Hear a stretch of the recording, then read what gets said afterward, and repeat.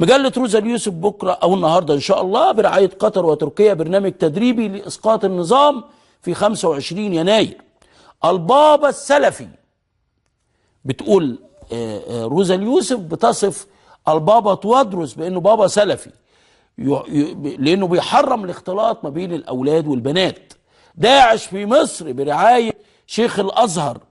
بعد الكليب المبتذل أحمد الشبشب ضاع سبى المصري الخلاعة والمياصة مذهبي. ده الكلام اللي هي نقلاه على سبى المصري، معرفش حقيقة الكلام ايه. لو قلبنا الصفحة كده بنلاقي آدم شاهين كاتب عن برعاية قطر وتركيا برنامج تدريبي لإسقاط النظام في 25 يناير 2015.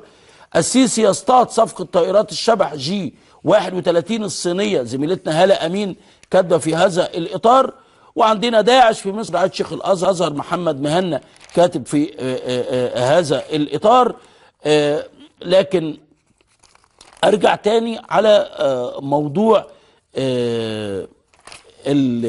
البابا، لأنه الحقيقة أنا ما اعرفش ايه الوضع ما بين روزا اليوسف والكلام عن البابا في هذا الاطار او الكلام عن الكنيسه في هذا الاطار. بشوف كلام كتير جدا بيتقال الحقيقه في المجله، ما اعرفش هل ده يعني ممكن يعمل مشكله ولا لا، لكن هي كلها وجهات نظر يعني. بس هو في الكنيسه عادي اعتقد يعني